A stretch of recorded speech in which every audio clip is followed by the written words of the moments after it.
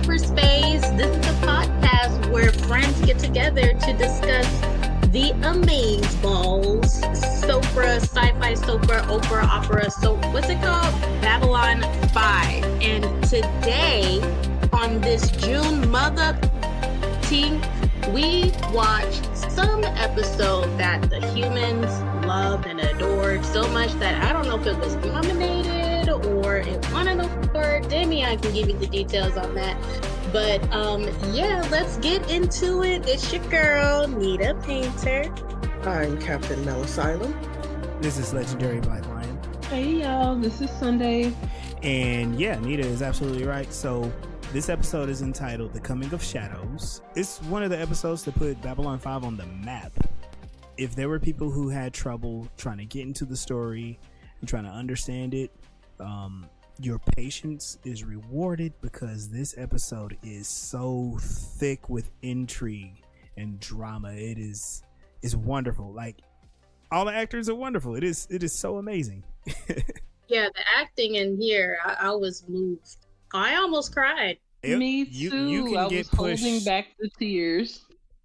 Yeah, you can get pushed on this one. It's they set you up. They play your heartstrings like a banjo.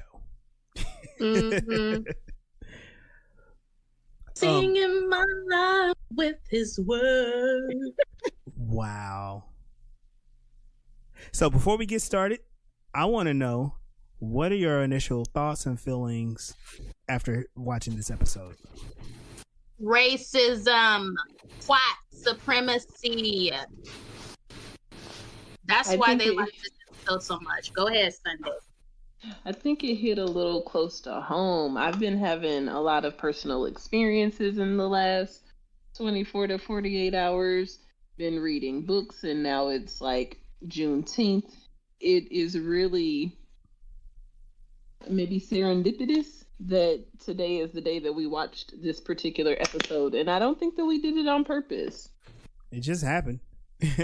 Yeah, we just been going in order. I don't know. I think I've been seeing so much of it on TikTok, just other things related to it. And they've been building up to this whole time. Like, everything kind of fell into place. So I felt like the writers just got to have their moment to put together all the pieces that they've been laying down. It was awesome. It was good. They tried to get us, or at least me, to dislike Jakar from the very beginning, just to be like, ew, Jakar, you're gross. But the more forward we moved with the episodes, I started to like Jakar. I think I even mentioned this in one of the episodes. Like, I don't know, I'm kind of feeling Jakar. And then this episode right here, I'm just like, my heart broke for him. I was like, oh no, my third or fourth husband. Oh yeah, he would definitely enjoy you being part of his collection. That sounds awful, but what we've seen, that's kind of what it is, right? I remember slightly, like, this is the Jakar that I remember as a kid, and I remember my dad like getting really heated because he always sided with Jakar, and he always explained to me why he sided with Jakar. So this is kind of like every other day for me. So like yeah, that's my dad to me. Like, if my dad was to actually be in that situation, he would totally act like that. Like, you were getting some like deep lessons as a kid, but that's great. Yeah. My dad would lecture us, and we used to joke that he could preach on anything. We even had this little, I don't think I could do it again. Maybe one day I'll make a TikTok about it. We used to imitate how our dad would preach, but it was on Hello Kitty. Oh no. Yeah. Okay, let's jump right into the episode, because while there are a lot of things that happen, I just want to make sure that we got plenty of time, because I'm sure that you have thoughts. So the episode starts out on Centauri Prime, and the Emperor is preparing to visit Babylon 5. And his what is that guy? He's like his counsel, his I think they called him like the prime minister or something. Yeah, like his prime minister. Command. Yeah, his prime minister is over there trying to advise him, but the emperor is being stubborn. He's like, "Nah, son, I'm going to Babylon 5. You stay here." Right, and all of it's because the emperor is old and like decrepit, and they want to make sure that he stays alive. And he's just trying to like ignore all of that. He even makes a point to say like maybe the women are right to keep their hair short so they stay out of the whole planes of status and power. And that kind of like as we look in, we see the look that we've always been getting about Centauri society, but now even the emperor is rethinking like maybe we doing this wrong. I don't know, guys, what do you think? That the 4 bald women were his harem, and to find out that they were, did they call them psychics? They were telepaths. Yes, they're telepaths. Telepaths that, you know, could see through one another's eyes. I'm like, how exhausting would that be? And the lack of privacy, my goodness. I mean, that's taking voyeurism and exhibitionism to a whole nother level. Well, I think like they exist as a symbiotic group. I don't know. Maybe I've seen this before in too many. Well, I've seen it as a kid, obviously, but I've seen this before in lots of other shows where they had beings that existed telepathically, like the Odo's people, the shapeshifters. They all, they're all one big ocean of y'all. It's kind of like 20. Also, I've heard of real life situations where twins that were in separate situations just kind of knew what was going on with the other. So I think it's just taking that to a very extreme level. But hey, Sunday, you wanna be a symbiotic telepaths with me? I think we're already connected enough, like the weird bruises that you get. I think we cool. I like the way that Babylon 5 just kind of throws it in there like, hey, you humans think y'all got some dope telepaths? Look what we got. Look what the Centauri got, you know? More slavery, though, which is gross. They've been raised together since birth. Like, did they even have a choice? Like, listening to the Emperor, nobody seems to have that much of a choice, right? Even the Emperor. Right. Meanwhile, on Babylon 5, Sheridan he's talking about the visit of the Emperor with Jakar. Jakar is upset. He's like, there is no way we should let this dude on. And he makes a couple of really powerful points. He talks about how the Emperor's family were responsible for harming a bunch of Narns. How his predecessor and other people around the Emperor were responsible for some of the hardship that he felt. And then Sheridan is like, but the Emperor himself didn't do it. And Jakar is like, that ain't the point. Like, we don't need this dude around. Does that sound familiar to just anybody? What? Yeah. Where people are like, you can't blame these people for the responsibility of the misdeeds of the people they benefit from? That have done the evil, and they still benefit and enjoy the fruits, the rewards. Yeah.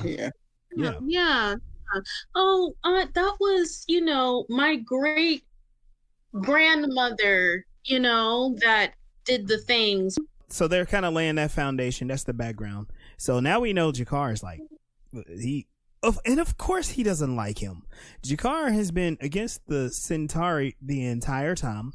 He was introduced as kind of a mustache twirling villain, even though he doesn't have any like body hair. And his whole thing is the Centauri are evil. We need to get rid of them. Mm-hmm. And now all of a sudden the Emperor's coming, and he's like, "Why are you letting this evil dude on the station?" And you also have to think like there's the interest of diplomacy, right? And this enrages one of the ambassadors. So Sheridan, being Mr. UN himself is like, look, the Emperor himself wasn't responsible. And, maybe this will help us reach common points. Or, It won't. Sheridan did not acknowledge what Jakar was saying. Right. He did not. There was this huge missed opportunity for active listening. He literally dismissed everything Jakar said and was just like, whatever, I don't care. Go home, go to bed, plug your ears. I agree with you. I had took note that words matter, and saying lost versus stolen. Yes. I could feel how that would just enrage Jakar. Like, how dare you tell me that I lost some shit? I ain't lose a motherfucking thing. It was taken. Right. By this very person. Like this person who's in charge. Yeah. Yes. And now I don't have any choice in the matter if the people who stole from me, just pull up on my front porch. Still going by my memories as a kid, my dad did point out in the first episode, it's either the first episode or in the movie, that Jakar literally says by any means necessary, and he always associated Jakar with Malcolm X in the way that he was very militant and militant. Yep. Yeah, I wanted to say militant, but I wasn't sure if I should say that, because I still mix him up with after his trip to Mecca. My brain just wants to switch everything up. But yeah, before his trip to Mecca, it was like that Jakar. He was Jakar. Jakar is Malcolm X in this situation. I wanted to say that from the military perspective, when you assume a role, you assume all of the responsibilities and all of the shit that takes place under your watch is your fault. Not your fault, but your responsibility. So for these people who want to be like, well, yeah, but this emperor, he didn't do the damn thing. No, but he took that role knowing all of this other shit, and during his entire fucking reign did nothing about it. So you're just as guilty for my land being stolen, the people being murdered. Harm, the word harm, in my opinion, does not encompass what happened to the Narn at the hands of the Centauri Republic. Obama much? Ooh. Yeah. So the Centauri Emperor arrives on Babylon 5, and it's wild because the way that the show presents it, the Centauri are trying to put together this pageantry, right? But the way that the show has shot it, it doesn't feel grandiose in a triumphant way. It feels kind of sad. They do the ship slowly drifting into the docking bay at Babylon 5. They show how the procession of the emperor's people are walking through, and people are curious about it, but it doesn't feel like power at all. It feels very deflated. It feels kind of like this dude is about to keel over and die any second now. You know what I mean? Yeah, and the way he says goodbye to his colleague very much felt like this is the end for me. And it kind of felt like he knew that, and he was going about doing this because he was dying, because there are no consequences, because he knows his people are going to be down his throat trying to kill him. They already are, and we've already heard from the dude that's been conspiring with Londo in the past. Yeah, that the current emperor is not doing like we should be doing. We need to go back to the glory days. He's not doing the glory day thing. So he's already been showing signs of not wanting to be the stereotypical Centauri. Yeah. And, while all that's going on, Refa is talking to Londo hey, we're going to take advantage of this opportunity. It's wild that anybody is yeah, we're going to take advantage of this opportunity and take power. But it's Centauri themselves that are doing it, because their culture is centered around doing exactly that. How do we, we have the secrets, we have the secret deals, the shadow government in the background. And so Refa, who has created this friendship and connection with Londo, hands him a speech that's prepared to undermine the Emperor's authority, and it's to boost their influence, because their whole thing is like, okay, the Emperor is near death, and we're just gonna take this opportunity. If he dies or not, we're gonna usurp power from him, and we're gonna look great for it. And that whole situation is, Londo is like uncomfortable with it, but he agrees that he's gonna go ahead and deliver the speech, and it's so wild. The angst go ahead. that his assistants was experiencing while witnessing that conversation, I very much I resonate with. I've been in situations where I need to sit in on a meeting for an upstart company, and to hear the way the investors talk to the small businesses just make my skin crawl. But I know that the reason that I am there is to help demonstrate the product that is trying to get funding. And it is not my place to, express my opinion on how sleazy the individual is that is speaking, and that, the company is trying to receive the benefits from. And it's a very difficult position to be in. I feel so much compassion for the position that the assistant was in. And I know this is skipping way to the end, but in the beginning, he's serving drinks and, taking glasses and being helpful. But by the end of the episode, he's like, man, fuck you in that glass. You can pour your own wine. You can wash your own cups. I don't fuck with you.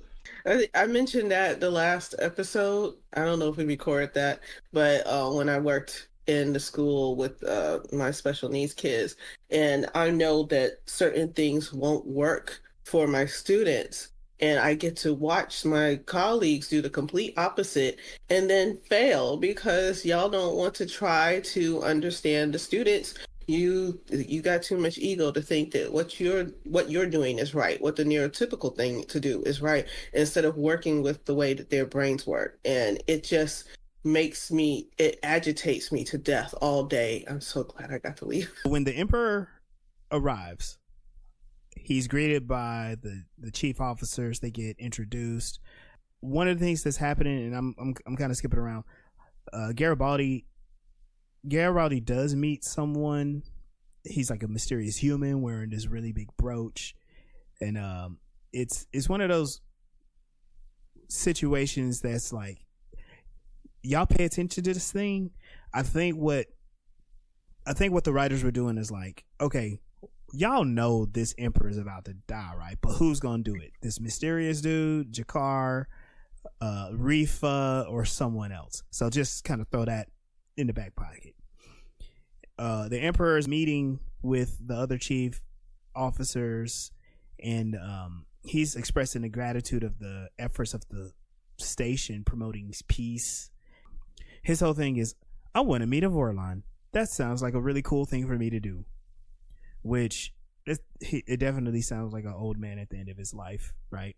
And then while all that's going on, Jakar is making plans in his quarters with one of the Kari members, and he's like, okay, I'm gonna take my opportunity and I'm gonna kill this dude. Look, I don't care what happens, the outcome, no matter what, if I die, if I live, end up in prison, that dude's dying today. I got my affairs in order. My religious book is going to my assistant. All my stuff is being sent home. Yeah. Which I kind of felt, I know the way that Natoth is shown in the show. Like, I think Natoth is a psychopath. However, the fact that he said he hopes that she reaches enlightenment, it makes me feel like either he doesn't have a high opinion of her, or he also thinks like she's a psychopath and she needs God. You know what I mean? He was explaining like the 3 potential outcomes of my mission before I saw the whole episode. And remember, this is the first time I've ever seen any of this. I thought he was being quite foolish. I'm just like, yo, you can't think of a better way to go about this where you don't end up dead or in jail? Like, there's got to be some other kind of options, right?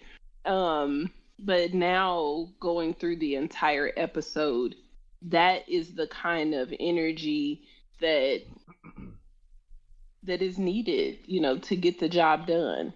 That people are gonna die, and you gotta be okay that that's gonna be you today. That today's your day, you know, for the better of all of the people on our planet. That, you know, somebody's got to be the one, and today is gonna be me. Today is a good day to die. Oh, yep. Klingon proverb. I'm just overcore. It makes me think of Mel's Malcolm X analogy, right? Jakar, we've seen him be cowardly. We've seen him be anxious and nervous in the past, but he's very resolute. He's just like, fuck it, I gotta die. So as long as I can forward my people, this may make this big gesture may send a message, but whatever the case, we're gonna do it. So the Emperor prepares to deliver the speech, and Jakar, he's over there planning to make his way to the Emperor, and what happens? Emperor collapses.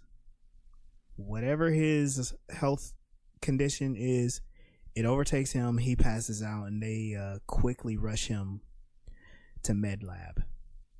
How dare he? Colonizing as you don't get to die. No, you don't get to die, and you don't get to tell the truth on my deathbed. Because they'll get consequences for dying. I mean, you can't give them consequences after they die. Right. Or at least it doesn't, even if you pass it on to their children, they don't have to live with it.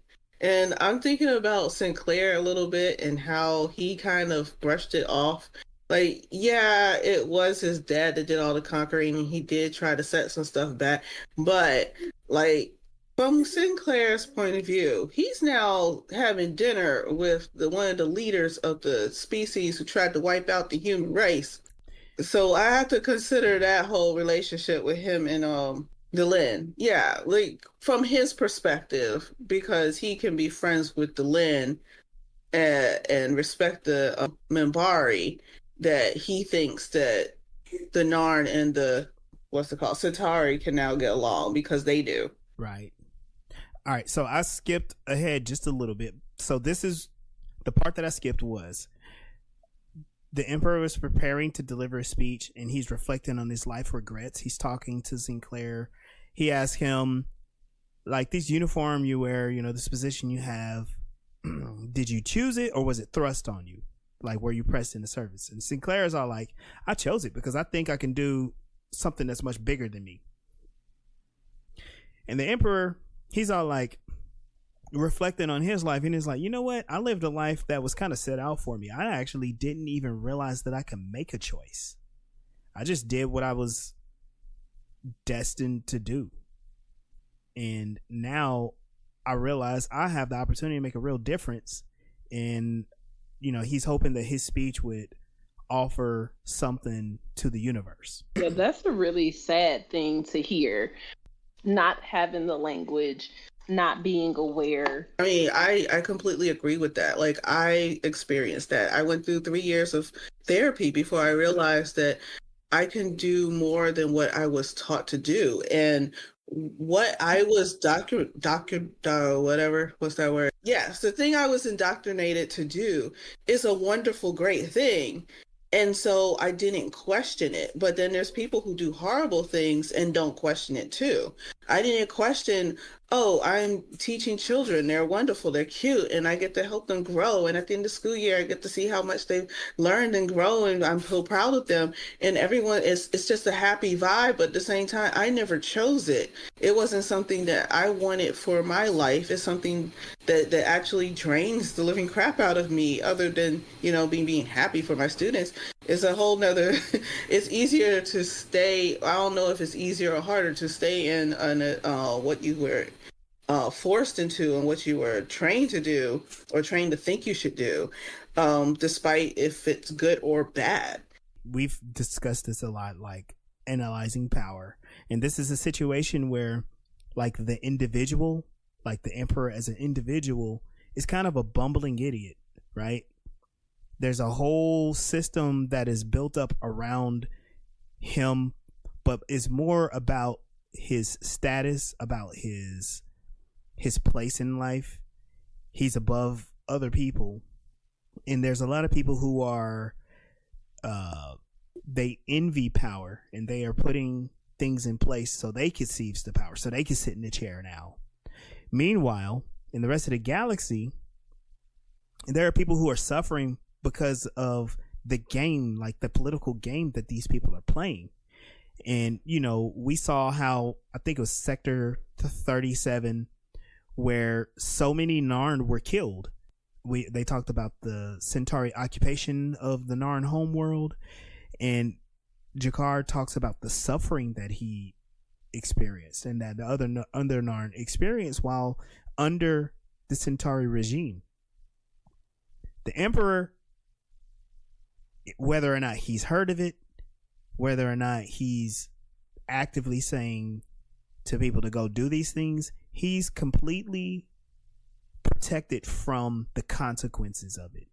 He was allowed to live pretty much this long life sheltered. He got telepaths around him. Y'all saw what the palace looks like. He's pampered, right? And he lives a sanitized life. And that's one of the advantages of the type of power that he has. He doesn't have to suffer the consequences, but so many other people do. They suffer the consequences of his choices, whether he is actively or passively making those choices. So yeah, and he's in this scene, he's all like, yeah, I regret my choices. And it's, again, you get this sense of how sad his life is. Because, everybody wants to be rich, right? Everybody wants to not worry about things. He didn't even realize he had no worries to the point he didn't realize he can make choices on his own. Meanwhile, Garibaldi is overseeing security precautions, and again, that mysterious man is monitoring Garibaldi's movements, and Garibaldi notices. And this is where Jakar is giving those final preparations for what to do after he takes his actions of attempting to assassinate the emperor. Yeah, he's setting himself up for suicide by a cop. And the fact that Garibaldi finally found his six was like, oh shit. Oh, yeah. So we saying he learned his lesson? So far, I don't know. I think he might have to bump his head a couple times, but I was impressed with him today. You finally felt somebody creeping up on you. So at the reception, this is where the emperor's preparing to give his speech. This is where we learn about the telepaths.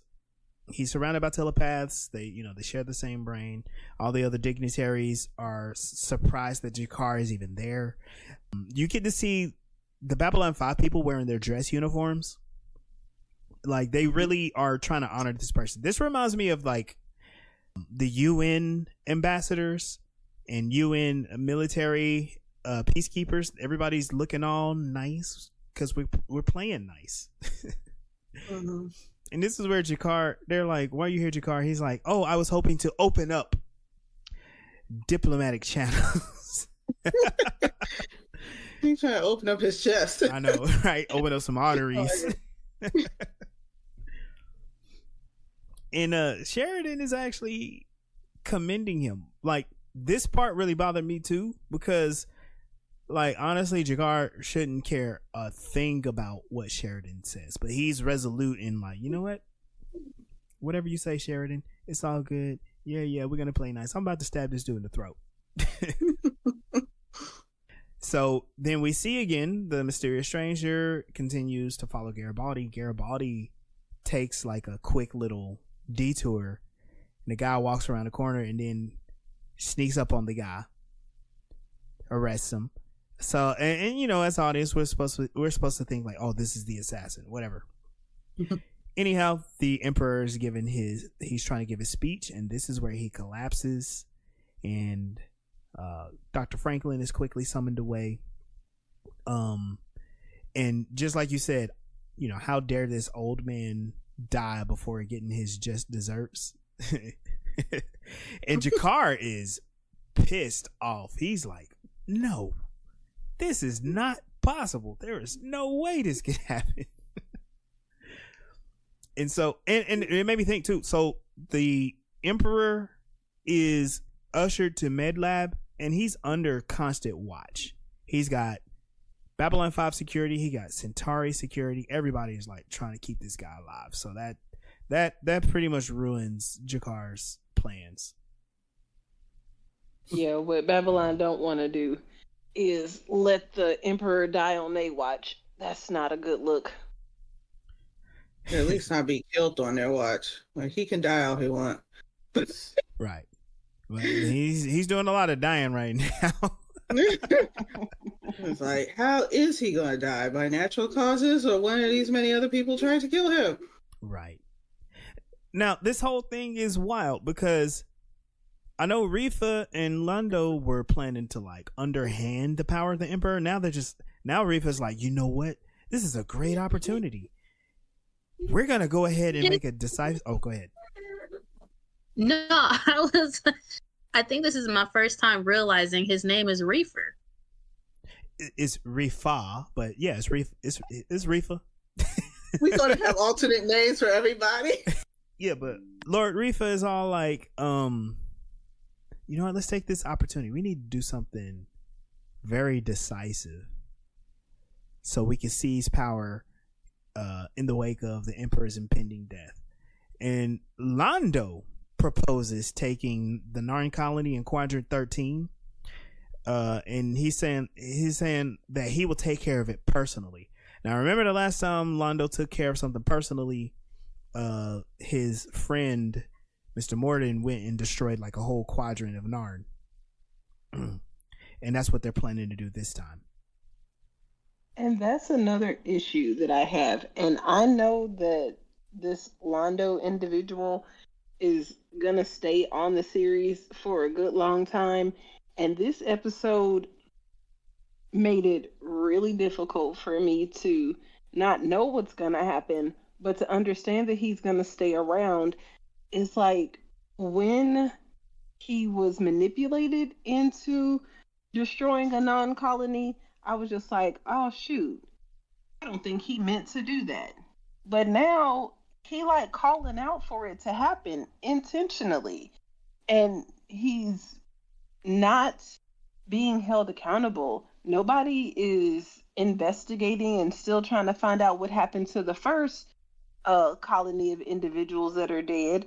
But we got all King's Guard and all of the King's men stopping Jakar from walking down a corridor, and he the victim. What the fuck? Like, where the hell are y'all at on figuring out how to stop my people from dying when I can't just kill one of them, but thousands of my people is dead? So I'm glad you brought that up. I'm glad you brought that up, because my question is, seeing all of this, knowing how Londo and Jakar started out in the show, how do y'all feel about them now? I said Jakar is the homie. Right. And what about Londo? Londo's a creep. This is kind of like... He always actually has been. He was like comic relief before, but now he's turning into like the white supremacist Nazi skinhead, all of the fucking things. Literal skinhead with his dick on the table. Yes. It's super difficult for me to even I'm gonna just pause because I know that there is more coming up and I don't want to jump ahead. Let me just be cool. Like, even from the beginning, just his costume and his accent that he added to it just screamed, I don't like this guy. Like, for me, I didn't like him. On top of probably memories of my childhood. Because him, in contrast to me having the memories that I have with Jakar, him contrasting Jakar just made me get the ick from him, which wasn't a word back then. And he's always talking about the good old days. Yes. Tradition. The old glory days. The old glory days when they used to conquer and own most of the galaxy. That's icky to me. Making Centauri great again. Oh my god, yeah. Pretty well, that's what this campaign is about, right? And it's Refa who's actually kind of the mastermind of it, but Londo is the power behind it. What's interesting, because we talked about this before, Veer is completely against this. He's like, Londo, please don't do this. And Londo's like, look, I got no choice. This is what we're gonna do. So Londo basically hitched his wagon to the power that Refa and his associates wanted him to do. You know, he hitched his wagon to them so they could take over the empire and he could have a much more powerful place in Centauri society. Veer is not absolved of shit. He had an opportunity to be in the real world, I would call anti-racist, and he decided to help Londo run his gang. I don't care how Veer was like, you really shouldn't do this. This is wrong. Whoopie whoop. If it was so fucking wrong, then why are you participating? I'm done. And for me, Londo does not have the same ambiguity that the Emperor had. You are away from Centauri Prime. You're on Babylon 5. You are being influenced by lots of other cultures, having opportunities to, witness different things, make different choices. He had several moments of empathetic reflection in different episodes with like the two kids that were running away. And even when he found out that the Shadow Army destroyed the Narn, they showed him as seeming empathetic to that. And so he did have a choice. And for him to say that he didn't have a choice is a slap in the face. You do, and you're choosing power, over peace. Yeah, it's a cop-out. It's like, again, it's that analysis of power. As an individual, he may look at it as distasteful, but he feels like he has no choice because if he doesn't do it, someone else will. And he's like, I might as well do it and benefit from it.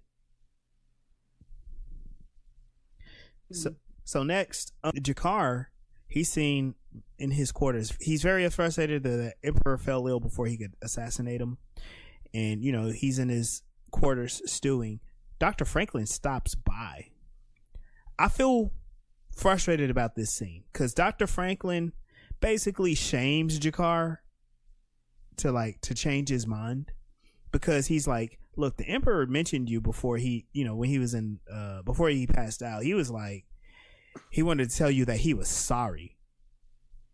And then he just kind of had this righteous / sanctimonious attitude about him. It was like, the Emperor said he was sorry to you, so you might as well feel bad because, things, morality or something. Yeah, I agree that it was really sucky. How Jakar is being, treated like a yo-yo in this episode, and that he was even able to oh my gosh, the Emperor wanted to apologize to me. Let me go find the first Centauri that I can find and buy them a drink. This, loser in Londo, and extend another olive branch.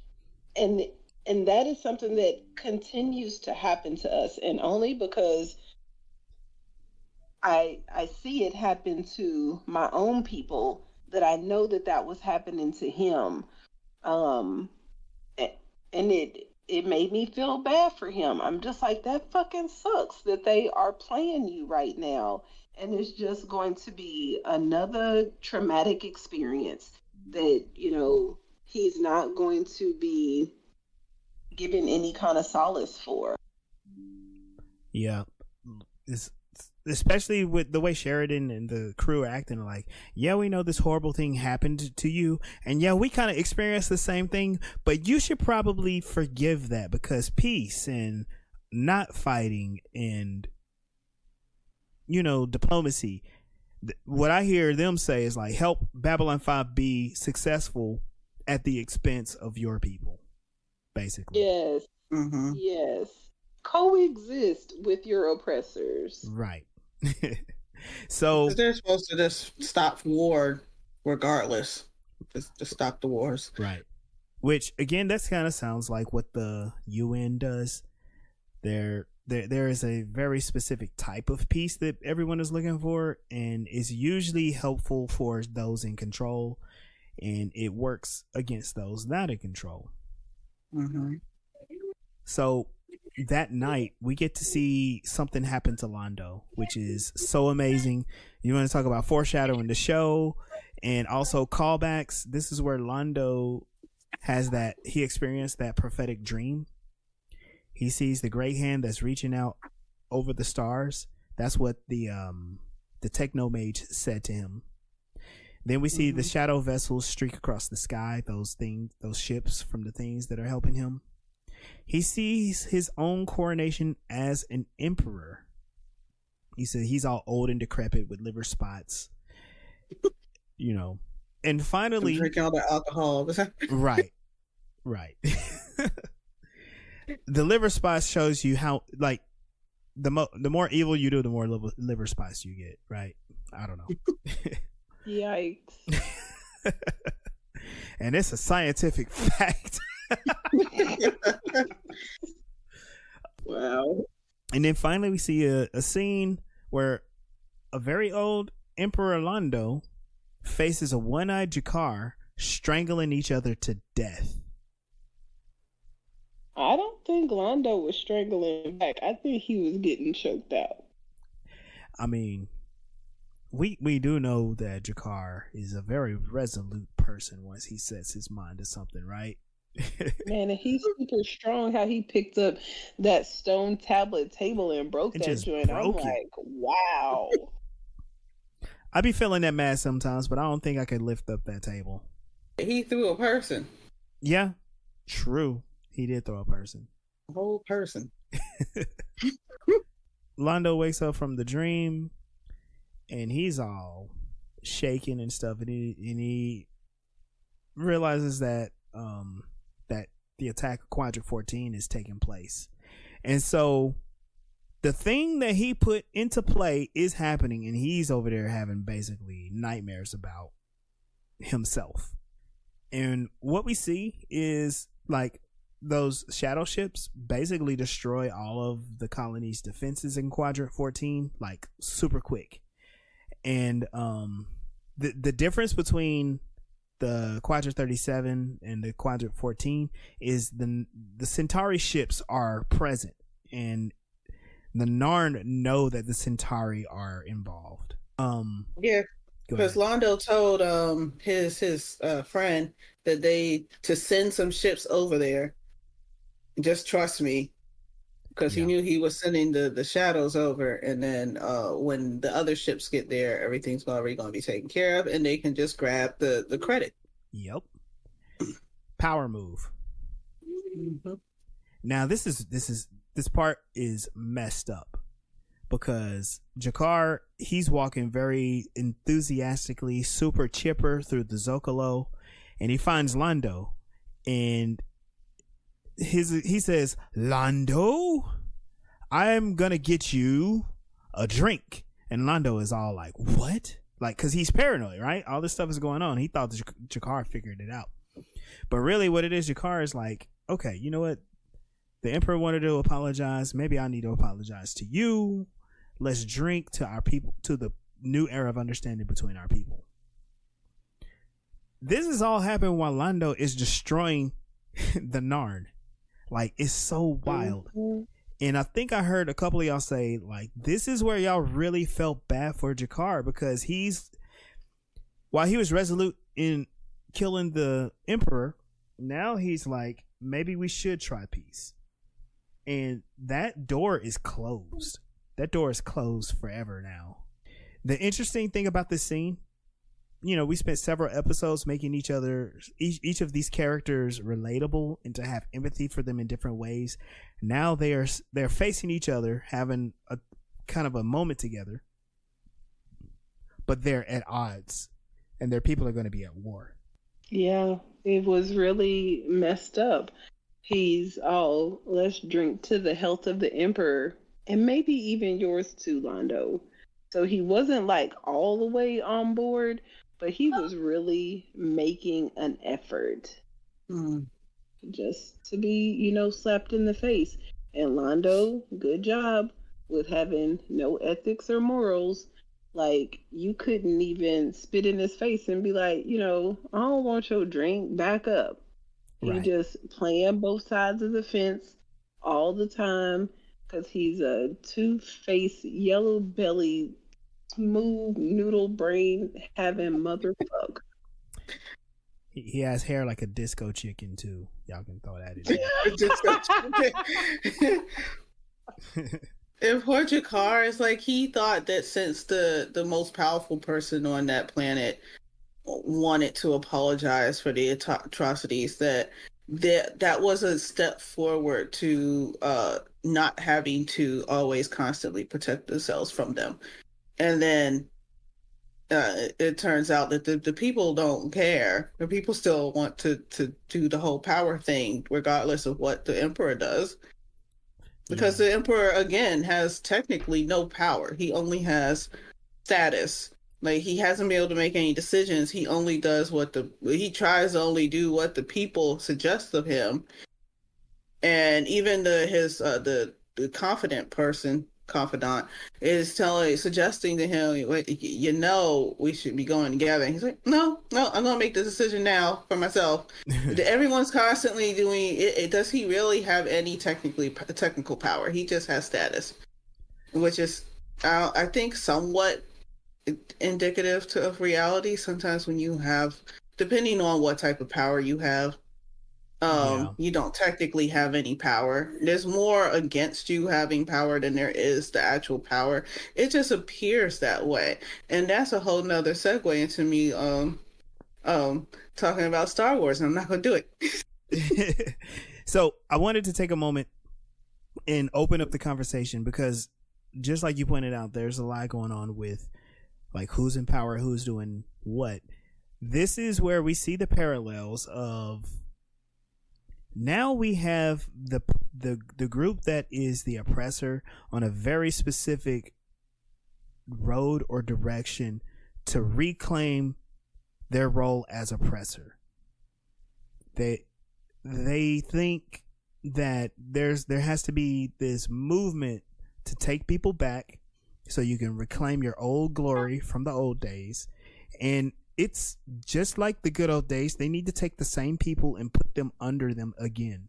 I wanted to hear like any analysis, any parallels or thoughts about that, because the Narn and Centauri, they had finished a war and now they're back at war. I think it's a warning, and it's crazy that this was happening in the 90s. and now we're in 2024. And if you look at like the state of our politics, it's like exactly what the hell is happening. It's so crazy how, vigilant that we have to be. Nita was reading another book to me that is imploring non-white people to always be paying attention and don't get too comfortable, because whether they're being honest about it or not, they are just lying in wait for the opportunity to, take a further step up from where they are and, push other people down up underneath them. Yeah. Very tense for me to watch Jakar enter, what is that? The deliberation room? I don't know. And then, what's his nuts?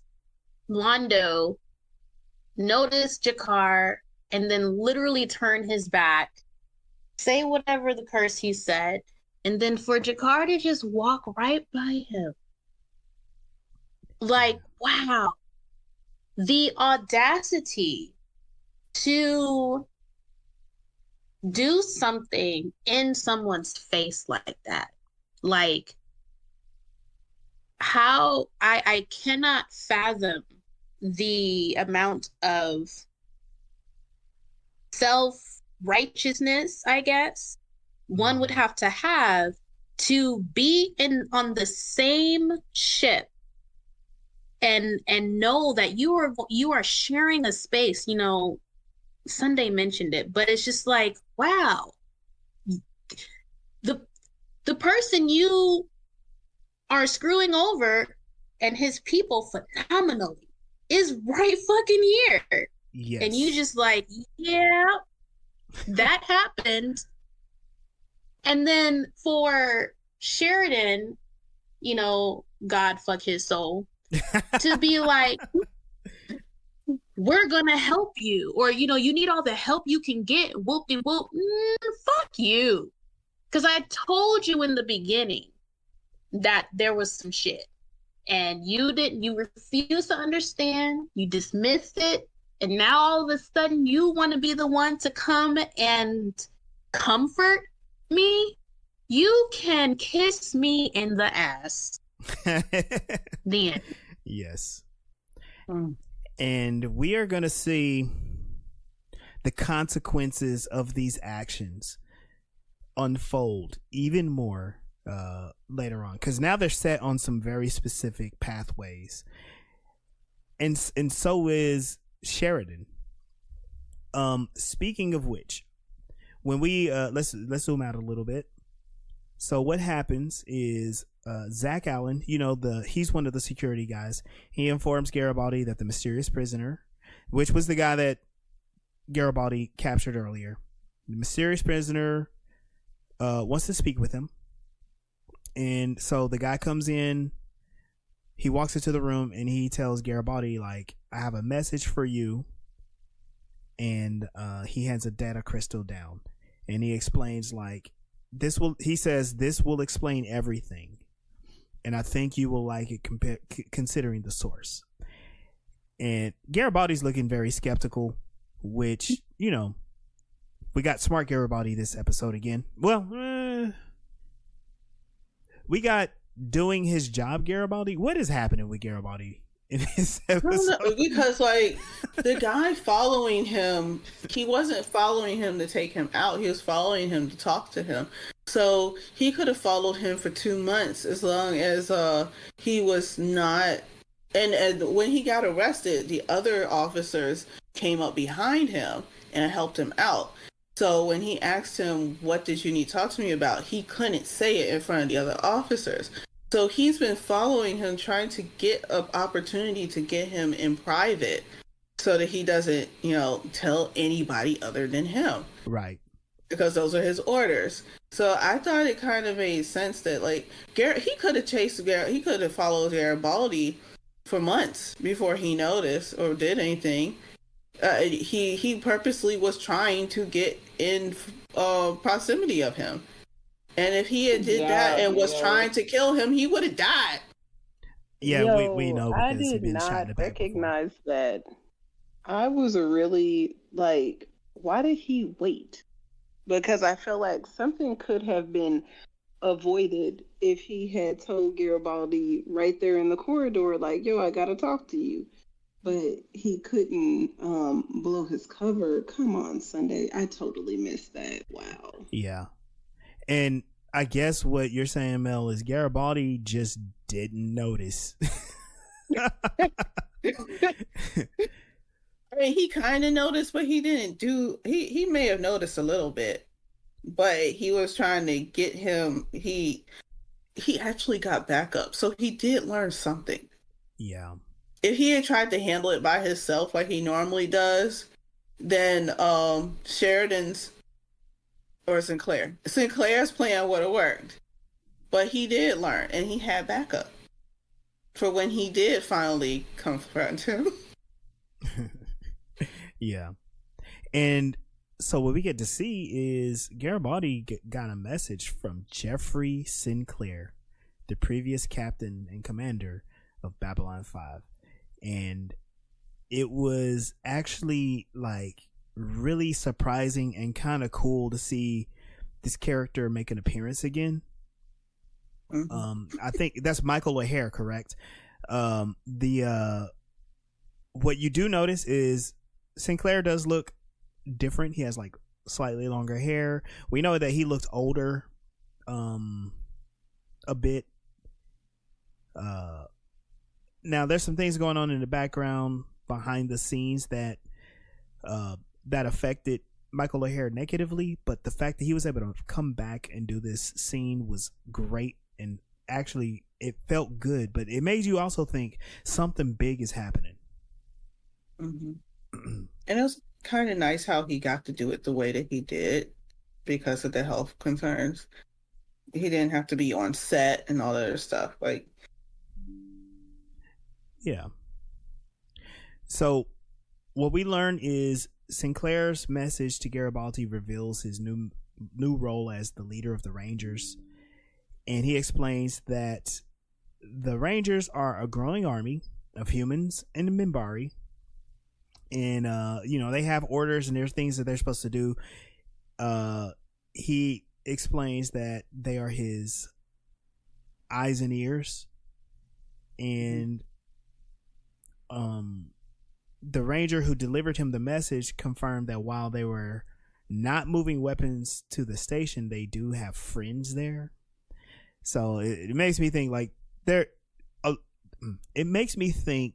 are several like shadow organizations, and the Rangers are one of them.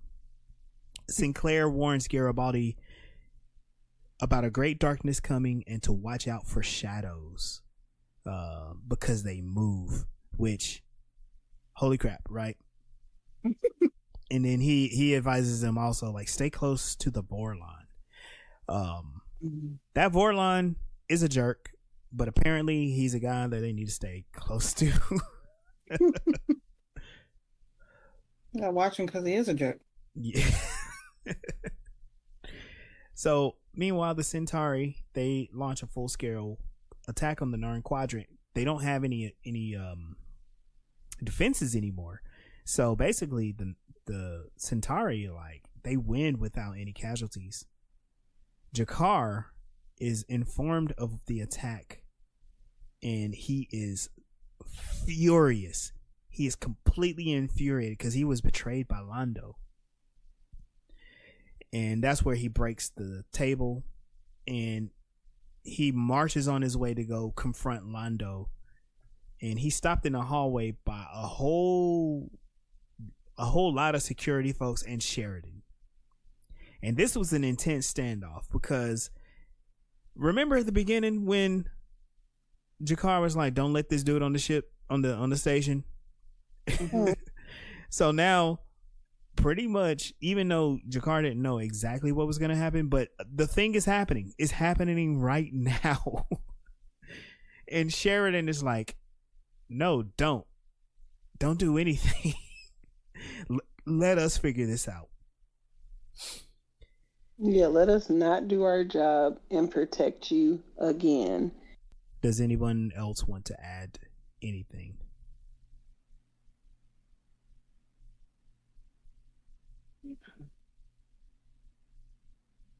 I guess there's the theory of why people do horrible things, and some people for some reason think that having power over others gives them power, and that's a false power.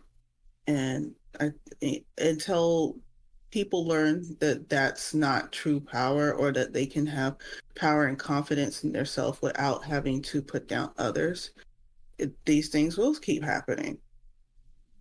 Because there's no other reason for them to try to find power in taking over others or to put others down. Situations where things I don't want to say, things that the victims are often accused of, is just them passing down the excuses that they give for getting out of their situation, for not taking accountability for the things that they do. And it becomes a normal part of our society when it needs to be mental health that needs to be a normal part of our society. Jakar learning about what happened to his people is very traumatizing, as was mentioned earlier in the episode. And I want to make the direct connection to how non-white people are continually traumatized and re-traumatized with every new story of white terrorism, domestic white terrorism. And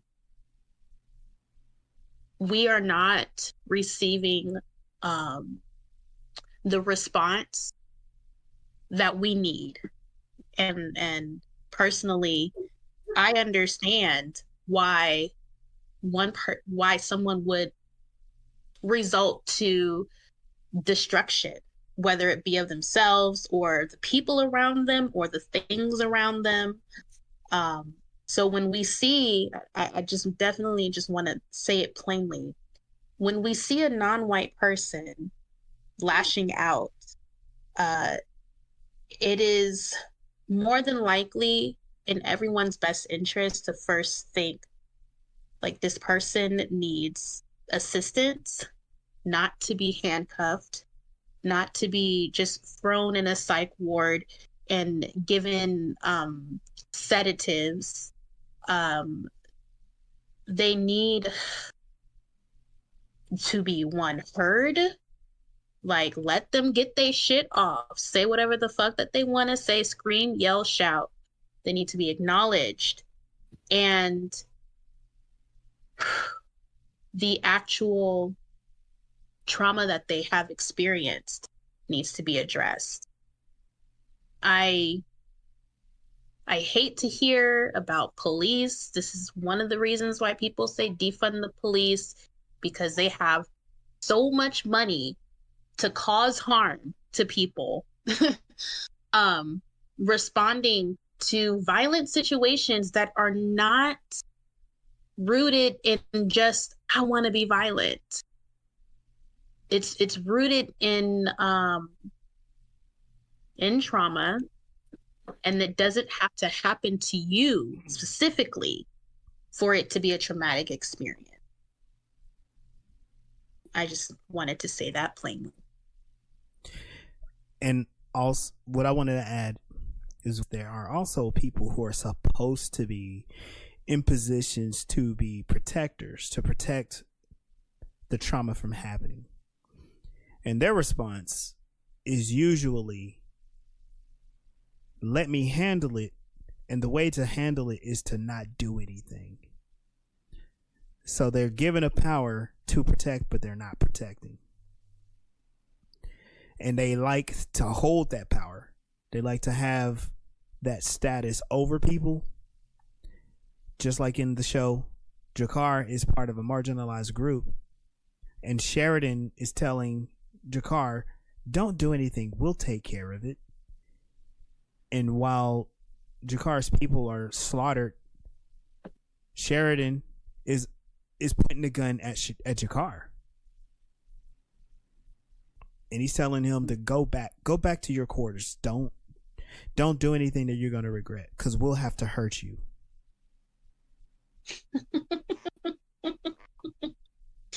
Yo, and is that not traumatizing still? I am having a mental health crisis.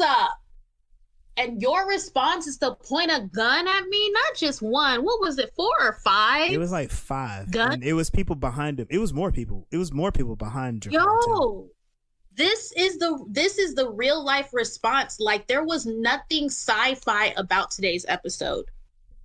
No. That shit happened today. Somewhere. This episode happened today. Yes. Yep. And all the way down to the interpersonal level, it is so multi-layered. It's happening to the children who have parents that are not protecting them. It's happening to women whose men are not protecting them. It's happening to the Black people that the law and order is not protecting them. It's happening to the fucking planet that the inhabitants of the planet isn't protecting it. It ain't safe, so the only thing dangerous. that's being protected is people's power and position. Not the people, but the position. Yeah. Yeah. All right. Let's take a deep breath, and then we'll move on with the episode. Is that okay? Yeah. Yeah, No, I I'm got my not. Molotov. I got a Molotov here. All right. So, completely demoralized and overcome with grief, Jakar, he does a double axe handles on the wall and stops and slumps, and he eventually returns to his quarters. Now, the Emperor's condition is continuing to deteriorate, and the doctor asks, like, is there anything that you want? And he says, I would really like to see a Vorlon. And pretty much right behind Franklin is Kosh, which, creepy dude. He knew that the Emperor was going to ask for him. That's what I get from that. And he asks Kosh, how will this end? And Kosh, in a cryptic way, says, with fire. Which, that's pretty screwed up. Thank you, Kosh, for the only words that you speak to this dude is that, like, yeah, hey man, you fucked up. And then he just bounces off. He just walks off. Garibaldi shares the information about the new race that is like working in the galaxy with Sheridan and Ivanova. They now they know what's going on with the Rangers and the Shadows, and they suggest that there's a link between these Shadows and the Centauri's swift victory. They're putting it all together. And this is also where Sheridan is like, you know what? Let's keep a wraps on what we know, because we could probably use this information. Which, okay, cool. Lord Refa and Londo are visited. They go to visit the Emperor. The Emperor is on his deathbed. Two of the telepaths are there, and the Emperor, he wakes up a little bit, and first he's gonna talk to Refa, and he's just like, man, you get out the way. And he summons Londo to come close, and he whispers in his ear, and the Emperor dies with his hands being held by Londo. Lord Refa asks, well, what did he say? And he says to them out loud, continue. and take my people back to the stars. I knew this was a lie because if you saw the faces of the telepaths when Londo said that, they looked startled, surprised, and disgusted. They look like, he ain't say that. And they walk off. And then Londo and Refa leave. And Refa's like, what did the Emperor really say? And Londo says, the Emperor said that we are both damned. And Refa's like, it's a small price to pay for immortality. And he just walks off laughing. Very disgusting behavior by this guy. Because if the Emperor didn't just die, he would have killed him himself or had someone kill him. Most likely poisoning, right? Yeah. We can't forget that is what Refa did to the prime minister, yeah? Because he had already... Yeah, he had those people go in and stab that dude. They took out security before they even got there. Yeah. Like space Game of Thrones. So, are the telepaths like? I'm sorry. So this was an opportunity for the telepaths to be like, nah, that's not what he said. Like, what's up with that? Why didn't the telepaths correct Londo? This is where I do an impression of a Ferengi. They were females. Oh no! No. They don't technically have any power outside of their actual powers. So yeah, they served the throne and whoever's sitting on it, and at the moment it was vacant. So their whole thing is like, yeah, he's lying, but let's not say anything because we don't know who's gonna be on the throne, who's gonna be nice to us. Y'all watched all of those medieval movies, right? When there's a coup, they usually kill everybody involved with the old regime. I can only assume that's a thing that may happen with the Centauri. I'm not 100%, but I mean, we didn't watch those telepaths get murdered right away. And let's just go ahead and spoil this part. I think telepaths are rare and are probably highly valued in the galaxy. So they're probably under a lot of control. But they're probably valued. They're probably forced into some type of service to one of the like leading regimes. So their whole thing is like, we're going to serve who's on the throne and we'll just figure out the rest. And they've been trained to do that their entire lives. Like that's why they kept them together from birth, because that's what they're trained to do. They know nothing else. And also, I noticed how they freaked out when he fainted, and they freaked out another time. Like they're just holding each other, like a piece of them died. Because not only are they connected to each other, but as soon as they are in duty of the Emperor, he becomes a fifth of their thing because they're seeing everything around him. So it's like losing an appendage to them. They were very childlike, in my opinion, when they embraced each other. It felt like two little kids toddlers who just saw, their pop pass out. So I hear that. I was upset. Like, gosh, here's another opportunity for you to be real world anti-racist, and you chose to go with the flow. All right. Yeah, because also thinking back to the Emperor's words at the beginning of the show, he was talking about how he was raised a certain way. He didn't know he had a choice. It's all about status. The telepaths, we can assume, just like Mel said, they were raised a certain way. It's all about status. Granted, yeah, they're pampered and taken care of, but what do they know that allows them to think they can do anything different? They probably are reinforced and indoctrinated into that society. And their whole thing is like, we want to keep ourselves alive too. So, just some thoughts.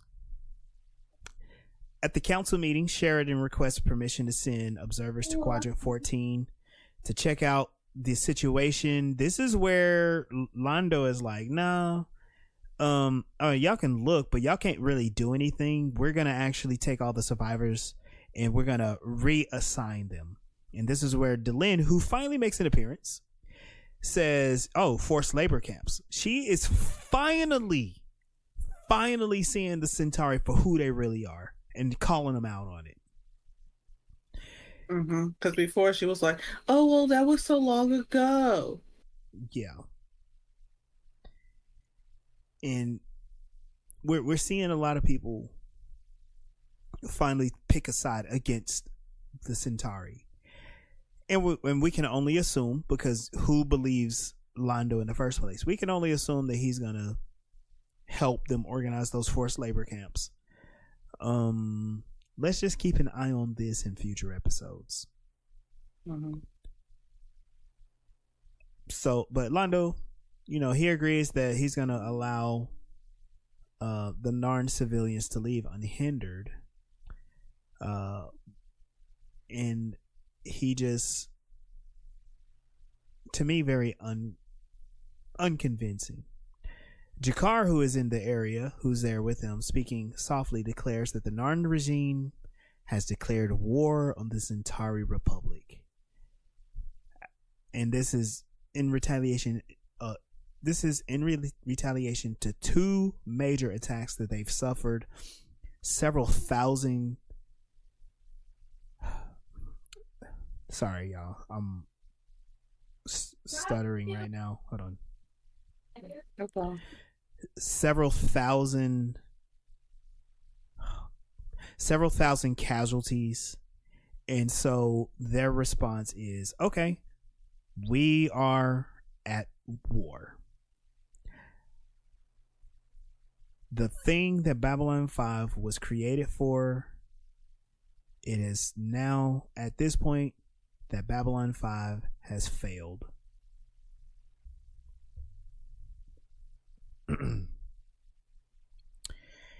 In the aftermath of the Emperor's death, the outbreak of, the new declaration of war between the Narn and the Centauri, there's a lot of political moving. All of this is to make sure that Lord Refa's associates take power. Refa meets with Londo and Veer, and they are revealing that the Prime Minister was also assassinated. We talked about that. He got ganged up on, along with other events, and it all provided the opportunity for Refa's faction to outmaneuver their rivals, because it's not just him, it's several other Centauri with power who are trying to figure out how can we get to the Emperor's throne. What they do is they ensure that the Emperor's nephew, who is their ally, ends up on the throne. This makes me think too, like, while they make sure that the Emperor's nephew is on the throne, I'm pretty sure the nephew is probably either controllable or is incompetent enough to be swayed either way. Does that make sense? Yeah. And so we got that going on. Veer expresses surprise that Londo didn't seek the throne himself. And this is where Londo flashes back to see himself being strangled to death. And he's like, no, I don't want to be emperor. No, I just want to keep working behind the scenes. So Londo, he has a feeling that probably ascending to the throne is against his best interest. I don't remember exactly, but there was a previous episode where he talked about that Centauri know the exact moment of their deaths. Was that the very first episode? Yeah. Okay. And that when he met Jakar, he said that it reminded him of the dream of his death. Yeah. Whew. Yep. And so we're coming to the close of the episode. This is where Garibaldi is thanking the Ranger for his assistance and ask if there are other individuals in the station who might be aware of his presence and what's going on with Sheridan. And the Ranger says, yes, there's only one other person who knows. And lo and behold, it is our good friend Delin who is watching the video from Jeffrey Sinclair. And this shows that there's a connection between her and the Rangers as well. And roll credits, episode ends. Now, we were on a very wild roller coaster this episode. This episode invokes a lot of feelings, especially of frustration and betrayal. And I got to tell you, this is why they won a Hugo Award. This is why this one stands out. And for me, these type of stories are why Babylon 5 are so good.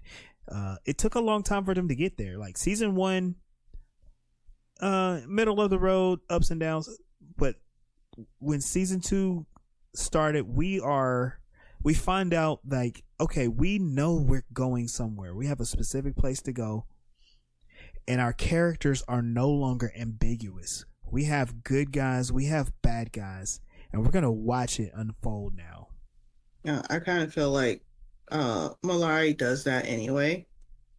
Like, he's already shown himself to not care when he lies to get what he wants. We saw that with the purple files, where like you spent a lifetime collecting data on people just so that you could manipulate them or get an upper hand on them. Like, that's been your life. And whether or not he can show empathy for certain things, maybe because like with the teenagers or the young people, they had power, and it didn't hurt him to help them. It didn't give him any upper hand either, but it didn't affect him, so he might as well do it. But as far as it goes for trying to reach the ladder of more power, he's always going to step on someone. He's always going to be that sociopath. Well, not sociopath, more of a narcissist. He doesn't take joy in killing people. He just doesn't mind doing it. He kind of sees it as like, that's what we got to do. It's what we got to do. So, yeah, I've known someone like that, and I'm like, and trying to understand that person enough to protect myself has given me a perspective of it just gives me a different perspective so that I don't get triggered by those people anymore, because being triggered by them means that I'm not going to think in my right mind. And if I'm not thinking in my right mind, that's how they manipulate you. Yes. And that might be why it doesn't trigger me like it triggers most people, because I've just spent several years trying to navigate the people that have been in my life that are like that I still may have to deal with, so that they don't continue to try to pull that shit on me. Yeah. And what you just said made it reminded me that, again, when you do a power analysis, we just observe these things. There are people in power, right? We have the people in the Centauri Republic who they're treating the Narns as a nuisance. Like, I can't say dehumanizing. They are depeopling the people. They are in the way of their former glory. Mm-hmm. Sheridan and Babylon 5 and Earth Force are also treating the Narn like objects, because the Narn, and specifically Jakar, are in the way of peace because they want to protect themselves. Mm-hmm. And it's when you see people in these positions of power, there's this juggling act. How do we maintain the quote unquote peace? How do we maintain the quote unquote power? And it's usually reducing people and individuals to objects or to numbers, things that don't have personality that we can kind of just move around and shuffle to make it look like a certain way. For anybody listening who did not understand the Carolyn Bryant reference I made earlier, Carolyn Bryant is a dead white lady who in her early 20s testified against Emmett Till, saying that he committed sexual crimes against her. And as a result, Emmett Till was lynched. And she died in her 80s, and on her motherfucking deathbed, she does an interview and was like, yeah, I lied. Yep. So, we compare it to what's happening now and how what he wrote then is still happening now. But he was really going on his past because his family were Russians in the 40s in Europe and lived through all that, which is why we see all the Nazi stuff and whatever. Well, not whatever, but we see references to things from the past and we see that it's still going on. A lot of these things have been going on. I look at Londo's outfit and think of Napoleon. Yes. Or like it's always been an issue since we've been since certain groups have built community and been terrified of anyone else having any form of power because they saw it as a threat. So now they think that the only way they could protect themselves is to be a bigger threat to others. And then there's some people when they branch out to find out they just chilling over here, but they can't see that these people are, they don't see it as, oh, an example of living in peace. It's, oh, these people have these resources. I don't feel safe until I can have them. I don't feel safe unless they're under me because of trauma that they've done, passed on to generations for probably a couple of thousand years since humans. At least 100,000 years since people have been living in situations that are hard to get resources, they're hard to live in. Or a lion ran into their camp and killed their friend or halfway killed them. Now they get to pass on that trauma to everybody else in the whole world. Yeah, so I feel like it's hard for me to talk because I know that there are going to be some crazy things happening in the future with this show. So I think this would be a good spot for us to end things and then kind of reset for the next couple of episodes, because I know for a fact that these conversations are going to come back along with some things that we haven't addressed yet. But let's just kind of like think about where everybody is. Sinclair, he's kind of becoming the yes man of the station, right? Because each time he's had the opportunity to find loopholes and special unique ways around, he actually is following the status quo, and he's actually in a place that helps to harm the Narn.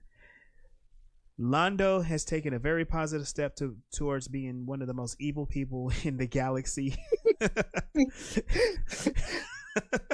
And as much as they wanted us to feel for him in the early episodes, this is definitely one of those moments where we are saying fuck that